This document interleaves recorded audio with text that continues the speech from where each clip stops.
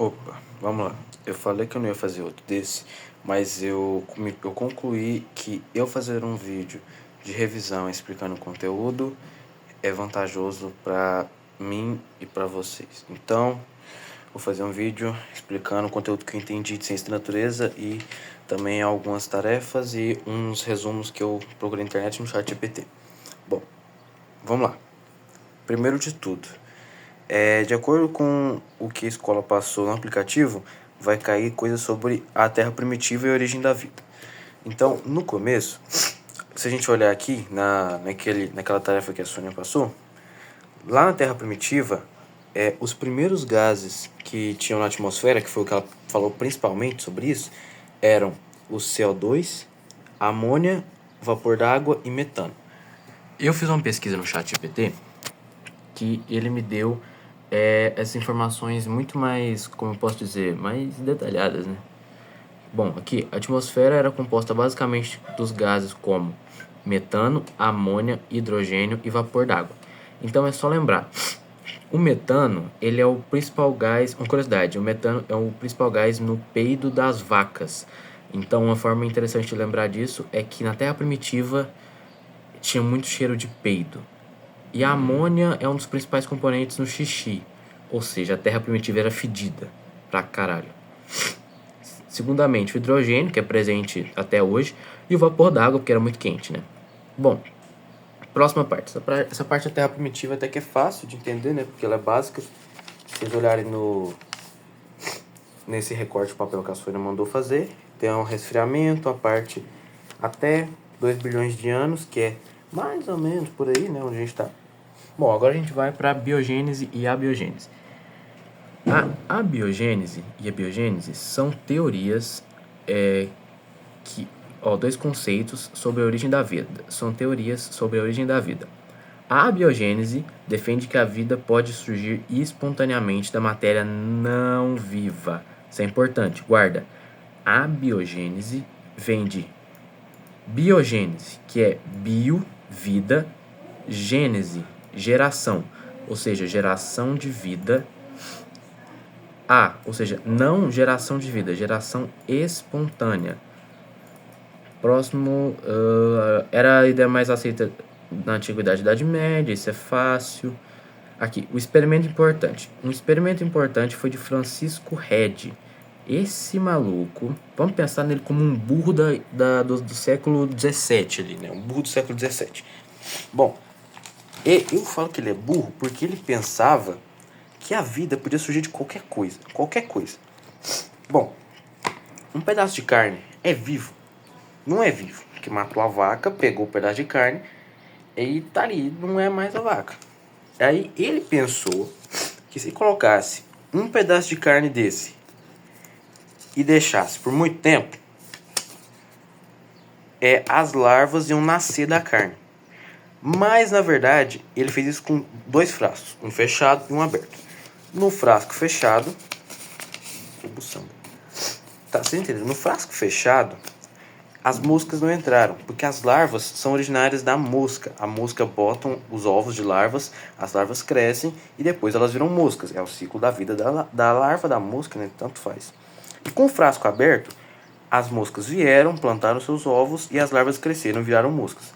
Mas quando o frasco estava fechado, isso não aconteceu, porque as moscas não podiam entrar, né? Elas não tinham mão, não tinham polegar para abrir a bosta da tampa do frasco, né? Então não aconteceu. Então Francisco Redi, ele foi o principal pensador da abiogênese por causa do seu experimento, que eu chamo de burro, mas para a época era isso, né? Porque na época eles eram burro. Também eles não tinham ChatGPT, né? Tadinho. Bom, próximo é biogênese. Biogênese, já dá para entender, né? Que como ele não tem o A na frente, então significa que é bio, vida, gênese, geração. Afirma que todo ser vivo se origina de outro ser vivo. Então, não tem cegonha, não tem sementinha. É sexo, rapaz. Outro ser vivo só se origina de outro ser vivo. Foi comprovada cientificamente por Louis Pasteur. Esse maluco, ele é inteligente. Beleza que já estava no século XIX? Estava no século XIX. Mas ele é inteligente porque ele fez um experimento no pescoço de cisne, que era um frasco. Deixa eu pegar aqui. Era um frasco onde ele fez experimento. Ó, experimento passo conseguiu demonstrar conclusivamente a impossibilidade da geração espontânea de vida. O experimento dele consistia como? Aqui o frasco de pescoço de cisne. Ele colocava um caldo nutritivo. O que é um caldo nutritivo? Eu falo que o caldo nutritivo que ele colocou era tipo uma sopa. A sopa, ela é um caldo nutritivo. Não é à toa que as pessoas fazem e tomam quando estão doentes, né? Porque é um caldo nutritivo. E fácil de comer também, então. Ele colocou um caldo nutritivo no frasco. Depois, selou o frasco. Depois, aqueceu o frasco. Depois, esperou alguns dias. E o caldo nutritivo não tinha micro-organismos. Por quê? Porque ele esterilizou o frasco e aqueceu. E quando ele fez isso? Quando ele colocou o caldo nutritivo, estava cheio de micro-organismos, coisas que a gente não consegue ver olho nu. E quando ele esterilizou e quando ele aqueceu, ele matou todos os micro-organismos que estavam lá dentro. E não podiam entrar. Por quê? Porque ele selou o frasco. E quando ele selou o frasco, como não podiam entrar outros micro-organismos, e não tinha nenhum lá dentro, não tinha como surgir outros micro-organismos lá. Outra vida, né? Então acabou não acontecendo de criar outra vida lá, né? Porque, bom, não tinha, né? Ele esterilizou, ele matou tudo. O experimento de Miller-Urey, que é isso aqui. O experimento de Miller-Urey é porque esses caras, eles é do contra. Eles queriam provar que a biogênese estava correta. Quer dizer, eles queriam saber, né, qual que estava correta, mas eles quiseram provar ali que a biogênese estava. O que eles fizeram?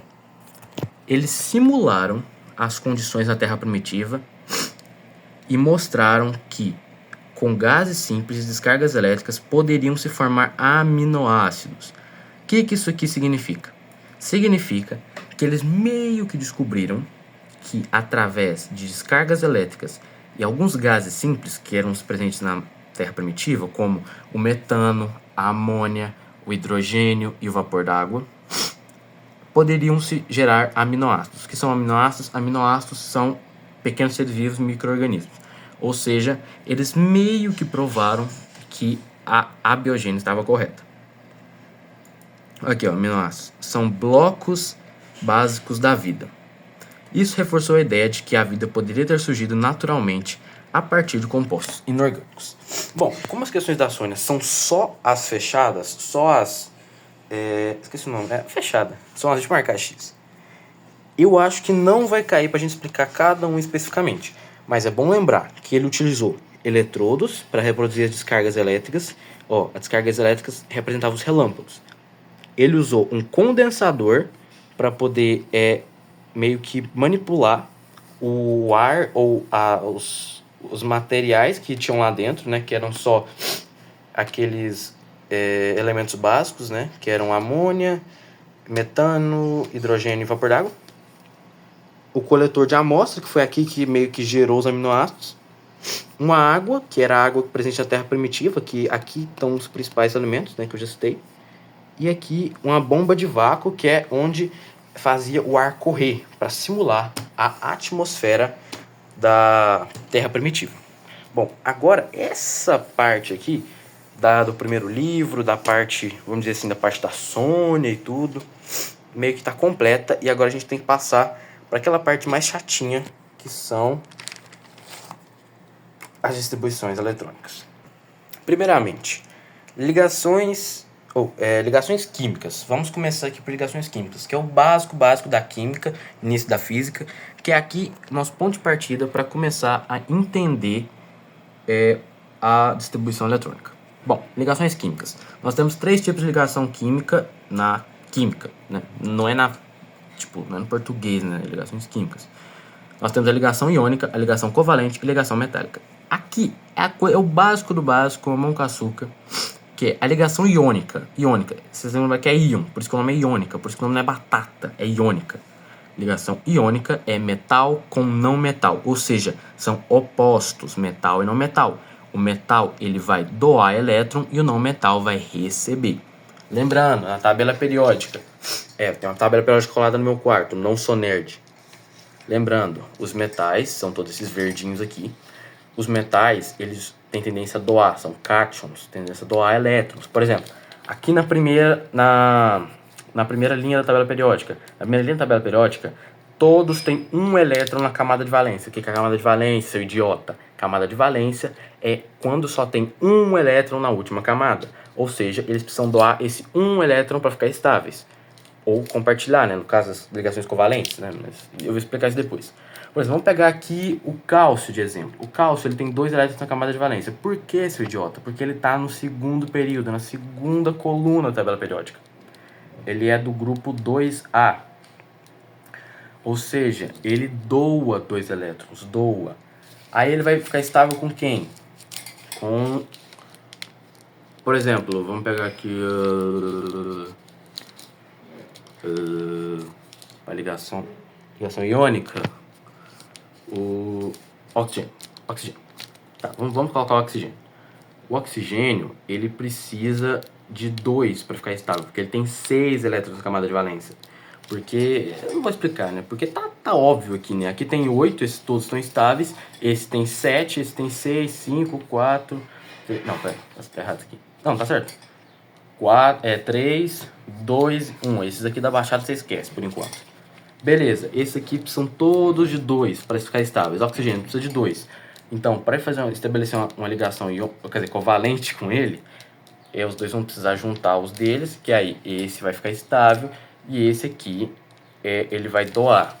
No caso, eu tô falando da covalente, mas para iônica, tá meio difícil de entender, mas é porque assim, ele vai doar para esse, e aí esse fica estável e esse fica estável. Entendeu? Ligação covalente. Ela acontece entre um não metal e não metal. Ou seja, ela só acontece entre esses maluquinhos de rosa aqui, ó, só. Por exemplo, o gás carbônico. O gás carbônico é a ligação covalente, pô. São 2 Cs e um C e 2 O. Por quê? Aqui você precisa de... Peraí, turma, 7, 6, 5, 4. Você tem 4 elétrons na camada de valência, no carbono. E no oxigênio você tem 6, ou seja, esse precisa de 2 e esse pode doar 4 ou pode receber 4. Você escolhe, porque precisa de 8 na camada de valência. 8 é o ideal. E como esse tem 4, ele fica meio que no meio termo, ele aceita qualquer coisa, ele corta para os dois lados. Aí o oxigênio, a gente vai seguir pelo caminho que ele vai receber 2. Como é covalente, os dois recebem, né? Eles compartilham. Por isso que é covalente, eles compartilham. Vão compartilhar, beleza. Aí um oxigênio vai compartilhar um com carbono. E aí vai ficar um oxigênio compartilhando com um carbono. Eu vou escrever isso. Vai ficar aqui. Aqui é o carbono, aqui é os oxigênios. Aí ele tem 4 aqui, né? 1, 2, 3, 4. Aqui ele tem 6, né? Então 1, 2, 3, 4, 5, 6. 1, 2, 3, 4, 5, 6. Tem outro aqui, né? Do carbono. Beleza. Aí, esse aqui vai compartilhar com esse. Aí, ó, já tá precisando só de um agora. Esse aqui ainda precisa de 3. Esse vai compartilhar com esse. Pronto, esse aqui ficou estável. Agora não mexe. Esse oxigênio aqui não mexe mais. Esse aqui, carbono, esse liga com esse. Aqui o oxigênio aqui precisa só de um e o carbono só de um. E aí eles compartilham esse e pronto, todo mundo fica estável, todo mundo fica feliz e acabou. Essa é a ligação covalente. A ligação metálica. Ligação metálica, metal com metal. Metal com metal. As ligações covalentes é disso aqui até isso aqui. São os metal com metal. É isso, não precisa explicar muito. É só metal com metal. Como é que eles se ligam? É pela nuvem eletrônica, mas até eu explicar isso vai ser muito complicado. Então só lembra, metal com metal. Não vai pedir para distribuir o metal com metal. Não vai pedir para falar quanto que vai dar, por exemplo, cálcio mais sódio. Não vai pedir. Eu tenho certeza que não vai. Porque isso é de questão discursiva. E discursiva é só com o Cássio. Bom, agora que a gente falou disso, vamos para o que interessa. Vamos para as distribuições eletrônicas. Deixa eu subir aqui um pouquinho. Distribuição eletrônica. Vamos pelo exemplo do ChatGPT aqui primeiro. Deixa eu puxar uma cadeira. Pelo exemplo do ChatGPT. Passo a passo da distribuição eletrônica. Primeiro, descubra o número atômico. ele indica quantos elétrons o átomo neutro possui. Um carbono, ele tem 6 elétrons na camada de valência. Aí o que eu falei? Ele tem... Não, pera aqui. Não, ele tem 6 elétrons, perdão. Ele tem 6. Então, né? Tem 6. Use a ordem de preenchimento subníveis. A ordem... essa aqui é a ordem, né? Essa aqui é a ordem que ele fala para você poder distribuir. Que é, por exemplo, primeiro você vai sempre começar pelo 1s2, depois pelo 2s2, depois pelo 2p6, aí você vai pro 3s2, 3p, 4s, 3d, 5s. É porque é o seguinte, você vai pegar essa aqui e vai fazer, ó, isso que eu fiz aqui no meu. Você vai fazer setas, ó, aí você vai fazer seta. Pra cá, volta, ó, pra cá, volta, 2, volta, 2p, 3s, volta, 3p, 4s, volta, 3d, 4p, 5s, volta, 4d, 5p, 6s, volta, 4f, 5d, 6p, 7s, volta, 5f, 6d, 7p e pronto. É assim que faz. Essa parte é um pouco complicada, talvez para algumas pessoas. Então, qual que é o macete aqui? O macete, o principal macete aqui é fazer distribuição eletrônica. Você tem que fazer para lembrar. Isso aqui não é questão, isso aqui é para você aprender. Você não precisa decorar como faz. Não, você não vai decorar. Ah, não, ali o carbono são 6, então aqui é pão, aqui é... Não, você não precisa decorar como é que faz. Ele vai te dar e você vai ter que saber como distribuir.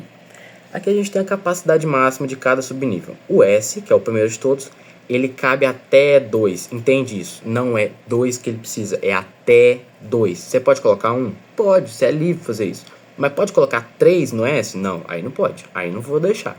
Mas o máximo é 2. Você pode colocar menos, mas o máximo é 2.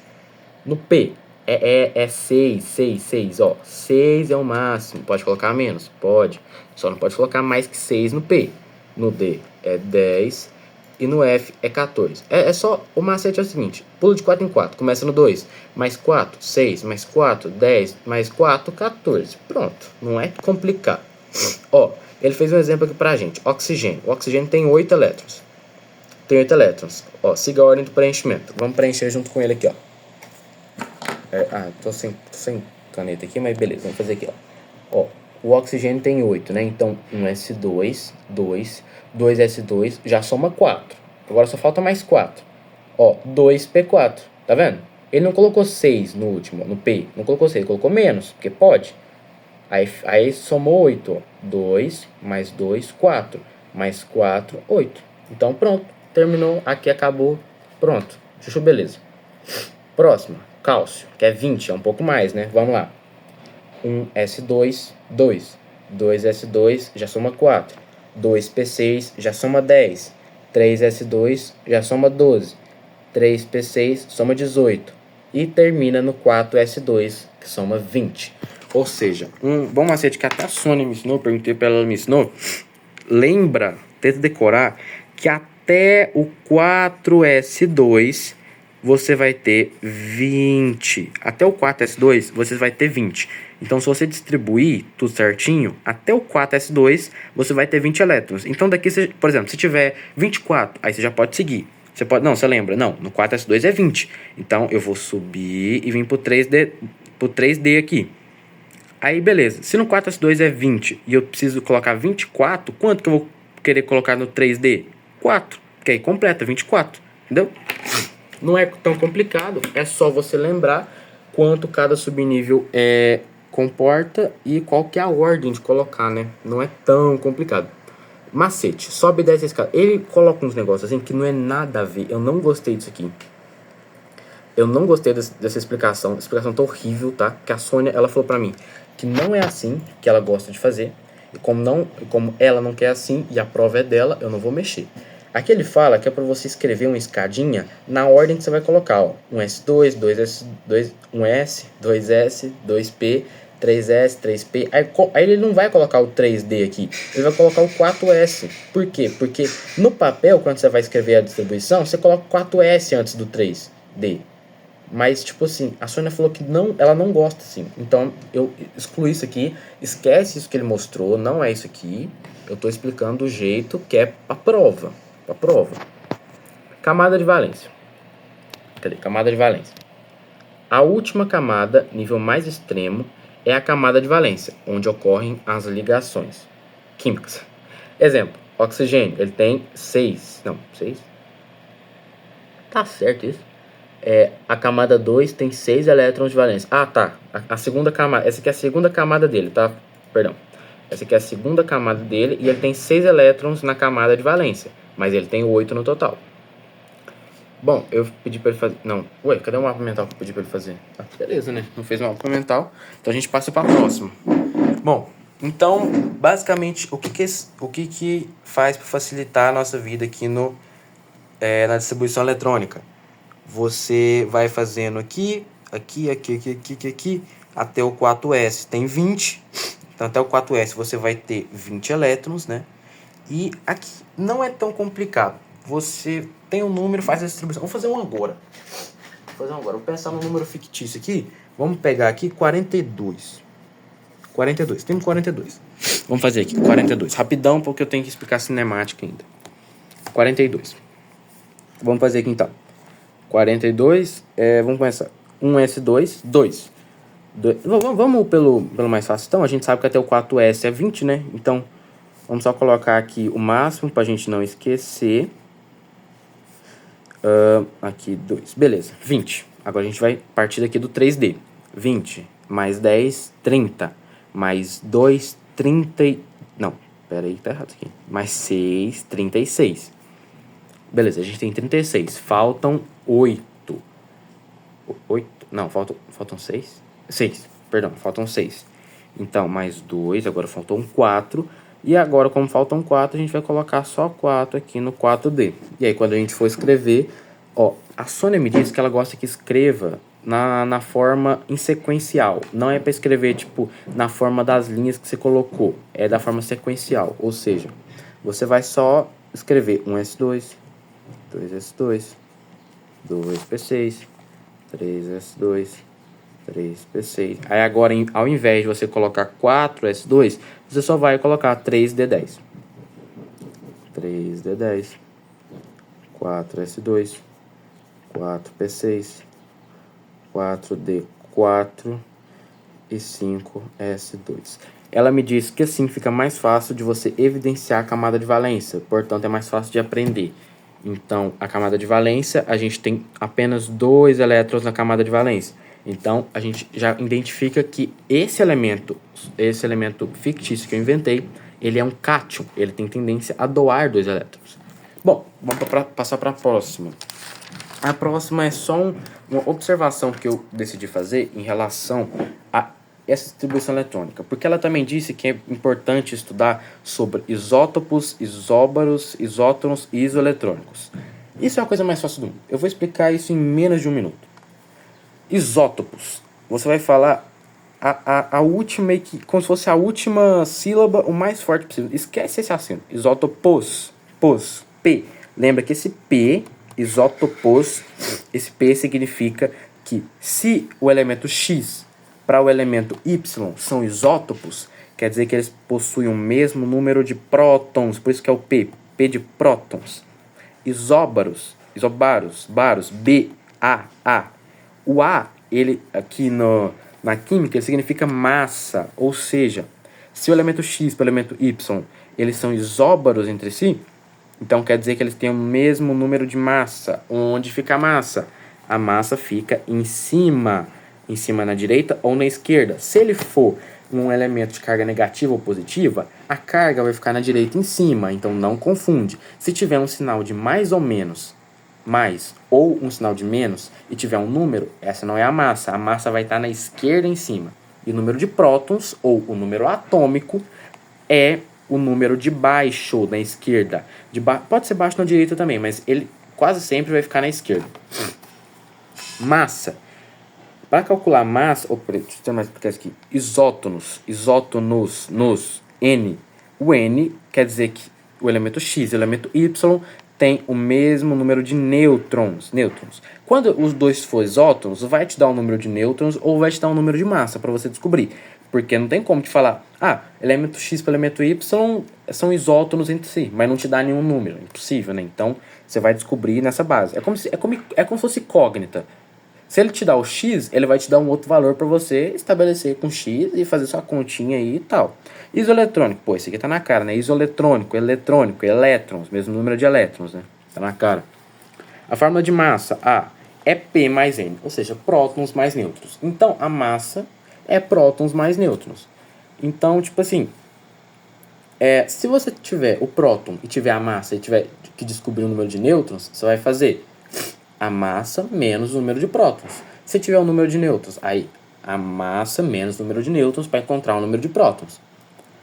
Um átomo nêutron tem os prótons iguais aos elétrons. Então, próton sempre, o elétron vai sempre ser o mesmo número do próton. Mas quando ele tiver isso aqui, quando ele tiver carga, não vai ser. Não vai ser. Por exemplo, menos 3, aí se o número de prótons é 70, com menos 3 ele vai ser 73, porque ele tem mais 3 elétrons, e como o elétron tem carga negativa, menos 3. Bom, eu sei que eu falei muito rápido, talvez dê pra entender, talvez não me importa, eu tô fazendo isso porque eu tô entendendo, se você não tá entendendo, é problema seu. E agora eu vou explicar um pouco sobre cinemática, porque já vai dar 30 minutos, eu não aguento ficar falando 30 minutos seguidos. Vamos lá, cinemática. Cinemática, eu vou explicar sobre os movimentos uniformes e os movimentos retilíneos uniformes uniformemente variados. Mas primeiro, cinemática, rapidamente. Foco... mas agora minha avó teve que... Nossa senhora, peraí, barulho. Vamos continuar. Foco da cinemática. Foco da cinemática é a posição onde o corpo está. Então tudo depende da posição ou referencial, né? Tudo depende da posição ou do referencial. Por exemplo, o que o Cássio explicou na sala. Esse copo está se movendo? Não tá. Mas, em relação a quê? Em relação ao computador, ele não está se movendo. Mas agora, em relação ao carro que está passando na rua aí, que eu estou escutando toda hora, ele está se movendo. Por quê? Porque a distância entre o copo e o carro está aumentando. Só vai depender do seu referencial. Ou capita. Velocidade. Velocidade é o quão rápido ele está se movendo. A vá, né? Aceleração. Se a velocidade está mudando com o tempo. Ou seja, o meu mouse aqui, por exemplo. Eu tô mexendo o mouse aqui. A velocidade dele, vamos falar que ele tá 2 centímetros por segundo. 2 centímetros por segundo assim, né? 2 centímetros por segundo. E aí, só que, por exemplo, se eu quiser diminuir um pouco, a aceleração vai diminuir. Ou seja, vai ser negativa. Entendeu, burrão? Né? Dá pra entender, né? Tempo. Quando tudo isso acontece. Vá, né? Bom, agora vocês já entenderam o conceito básico. Vamos aqui. Movimento retilíneo uniforme. O movimento retilíneo uniforme é caracterizado... Deixa eu procurar aqui no meu caderno.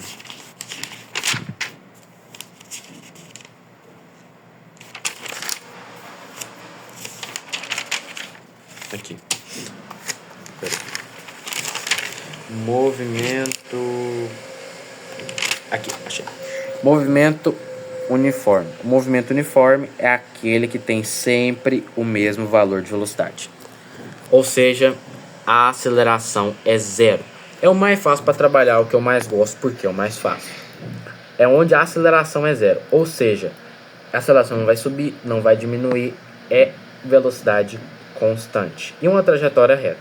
Quando a trajetória não é reta, ela vai ser vetorial. Eu já vou explicar o que é vetor. Movimento retilíneo uniformemente variado. Esse aqui é um pouco chato. Por quê? Porque a velocidade muda com o tempo e tem aceleração constante. Graças a Deus. Porque imagina se fosse aceleração aumenta 5, aumenta 2, aumenta 3, aumenta 9. Não, aí não, né? Tem que sempre aumentar ou diminuir, né? Um número constante. Ou seja, de 5 vai para 10, de 10 vai para 15, de 15 vai para 20, de 20 vai para 25, de 25 para 30. Aí é constante. Velocidade muda com o tempo, né? Ou seja, por exemplo, quando o carro tá parando, né? O carro não vai dar um baque e parar do nada. Só se a pessoa for um péssimo motorista. Não, ela vai pisando no freio devagar e o carro vai parando lentamente. Lançamento vertical. Lançamento vertical é a mesma coisa.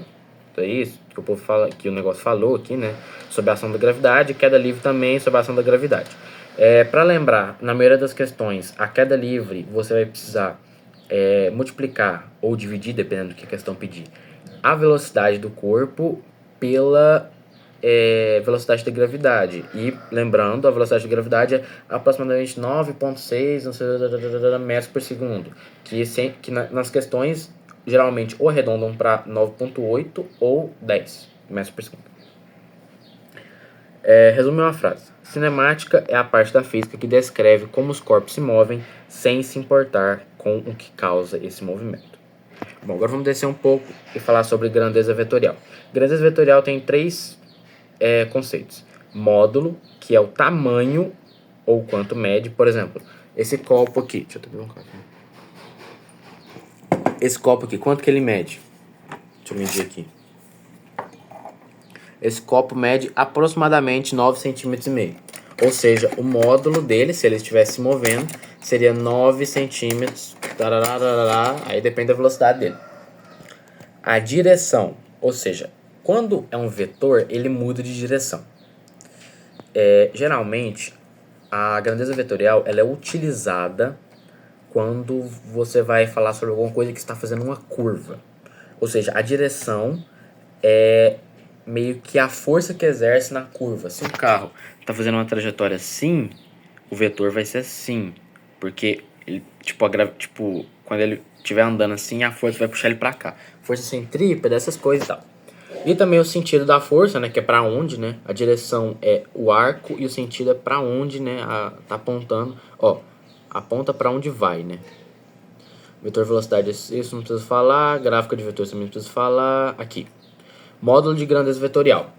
Magnitude do vetor. Isso aqui eu acho que não vai cair, mas está aí esse gráfico, que é o seguinte.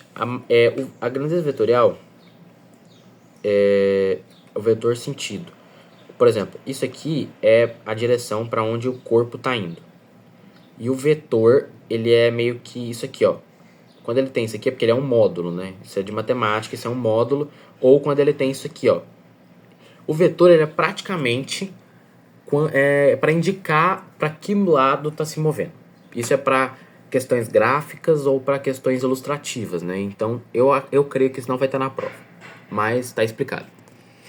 Vamos descer um pouco mais, porque tinha uma parte aqui que era bom explicar. Não é decomposição vetorial. Aceleração tangencial não é também. Ah, mentira, é esse aqui sim.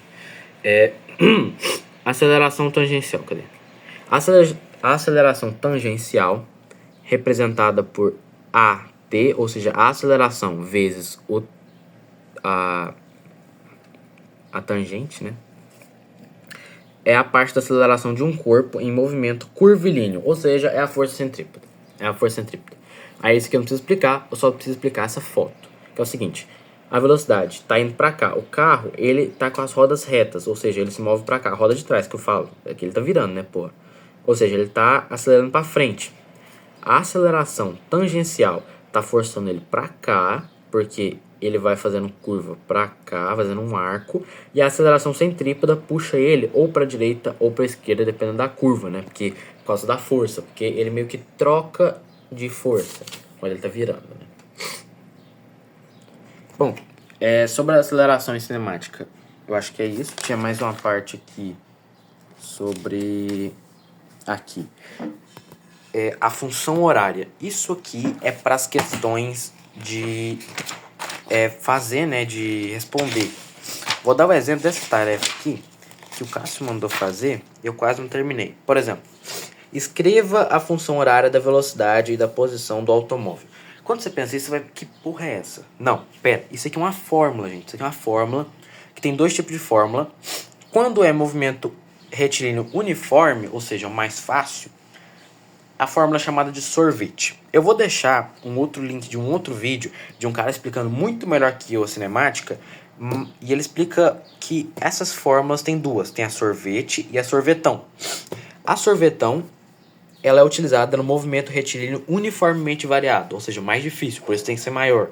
Agora, quando é mais simples, é só a do sorvete, que é essa aqui, ó, a função horária do espaço. Quando aqui é fácil, né, não tem aceleração, você utiliza a fórmula simples, que é exatamente essa aqui. Deixa eu marcar só a página, para depois eu não me perder. Que é essa aqui, a função horária do movimento retilíneo uniforme. Que é S. O que é o S? S S é meio que o lugar onde ele se ocupa no espaço. Por exemplo, você tem uma linha aqui, o carro tá aqui e ele quer chegar aqui. O S normal é o inicial. Não, perdão. O S normal, ele é o final. Por exemplo, então aqui é S e aqui é S0. Para você fazer o delta S aqui, né, saber a velocidade média, o delta S, ele é esse aqui, o inicial, menos o final. Então, ou é o final menos o inicial? É o final menos o inicial, perdão. Ele é o final menos o inicial. Aqui, ó. Ele é o final menos o inicial. Aí você tem o delta S. E o delta T, né, que é o tempo, é a mesma merda. Que é o final menos o inicial. Aí você tem a velocidade média, parará. Aí beleza, né? Aí que você vai colocar o valor final do trajeto. Por exemplo, aqui é 5, ele tá em 5 quilômetros. Ele quer chegar em 15 quilômetros. Ele tá feio do caralho. Você vai pegar e colocar aqui 15 igual a 5 mais... Aí a velocidade média. Vamos supor que a velocidade média aí seja... vamos calcular essa porra logo. 15 menos 5, né? Que é aqui o bagulhito. Dá 10. Beleza, 10. Aí o tempo. Vamos falar que aquele tava no 0, tempo 0, e aquele demorou 10 segundos. Aí vai ser 10, né? Porque aqui é 0, não tem o que subtrair nem somar, é 0, né? Então é 10 dividido por 10, a gente tem 1. Então a velocidade dele é 1 km por hora. Então aqui a gente vai colocar mais 1 vezes o tempo final, que é 10. 1 vezes 10, 10. 10 mais 5, 15. E aí bate a conta, como vocês podem ver. Porque esse aqui é para descobrir onde vai chegar a função horária, né? Então, como eu já determinei, foi só para mostrar como funciona a conta. Cara, vai dar 40 minutos essa merda. Continuando. Aí a fórmula serve para cá. A fórmula é só substituir. Se você não tiver o tempo, aí você vai descobrir o tempo, né? Ou também, se não tiver solução, é só você colocar isso aqui. O Cássio me falou que é só você colocar e pronto. Mas geralmente na prova vai ter solução, né? Para não confundir a cabeça.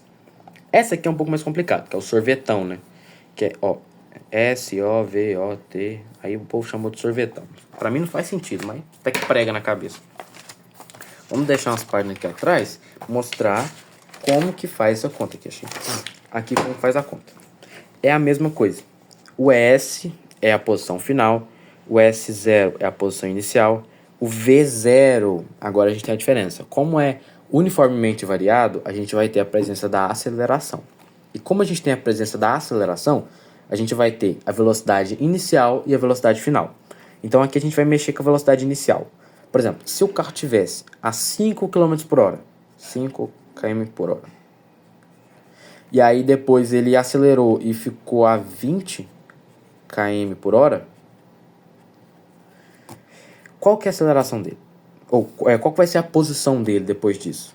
Quando ele atingir os 20 km por hora, a gente vai descobrir isso. Aí a gente vai colocar aqui os 5 ou no caso da questão.